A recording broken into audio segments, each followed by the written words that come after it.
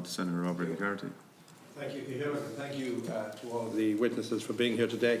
I've read your statements, and just looking at the different interests, etc., the fundamental problem seems to be that demand far exceeds supply. And I'm just wondering, and I've talked about it in this House before, that would emergency planning laws, planning powers, fast track the delivery of housing and then help unlock stalled supply? But from my own experience, I set up a homeless charity called Tiglin, and we work with people from a cohort, usually of addiction, marginalisation. But last Friday I went to see Tabor House in Navan, and you've 12 individuals there that have come through a wonderful rehabilitation programme, similar to our own, and they're ready to hit the road. But the problem is their HAP is not being accepted by any landlord.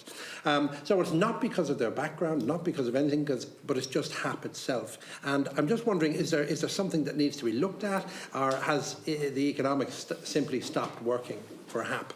That's one of the questions.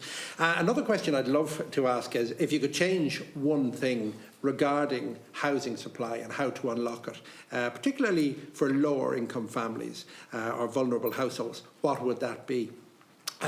And if you saw the briefing today from St Vincent de Paul, it's about setting up a homeless prevention budget. So I'm wondering what your thoughts on that. And lastly, even for threshold, I'm wondering, the new planning laws reducing the housing units to 32 square metres, what are your thoughts on that?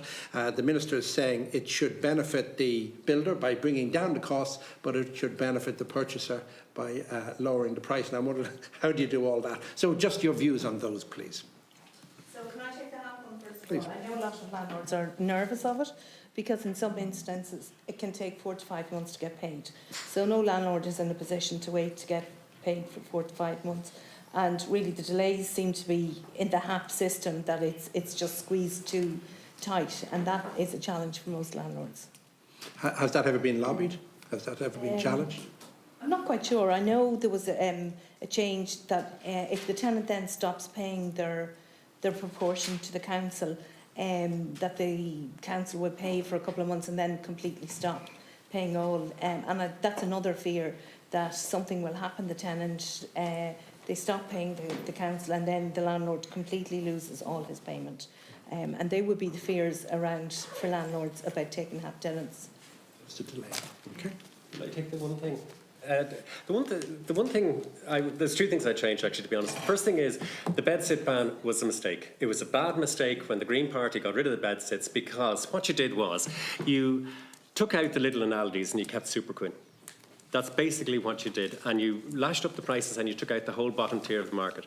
The new legislation that's being proposed for the pre-63s and the house shares, that again is taking out the lower tier, the cheaper, the 600, 700, 800 a month properties around Dublin. And that is a mistake, because it's having a massive effect from the point of view of people living at home until they're 40, from the point of view of, I let out a place, I've over 200 people coming to view it. I know only one person's going to get it. They know that too. So from that point of view, it has distorted the market incredibly. And the second thing I get rid of is the rent controls. And I can totally understand that if Owen was here, he'd be given out to me. But in reality, when you look throughout the world, who has done it properly? Finland has done it properly. They had the same system as we, now it wasn't as punitive as ours. They got rid of it, it worked. Argentina has only been doing it for a year and a half, and it would appear that rents are now dropping, and the amount of supply, according to the Wall Street Journal, is up 170%. So the rent controls stifle landlords coming into the market, stifle supply, stifle everything. Yeah, and until we have an increase... Sorry. Perfect. Thank you very much. And just the threshold, just my final question, if you could. Yeah, thank you very much, Senator.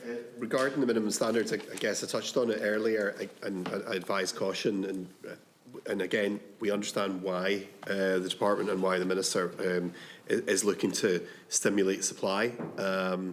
But you know, if we're looking at houses, homes that people are to live in, thrive in, have children in, have you know, all aspects of their lives in, you know, a single aspect home can be a fairly grim prospect, especially in the winter months. And you know, I think 32 square metres is really very, very small. If you're also working from home, a lot of people are working on a hybrid basis, so I'd advise caution. Thank you, Ciarán.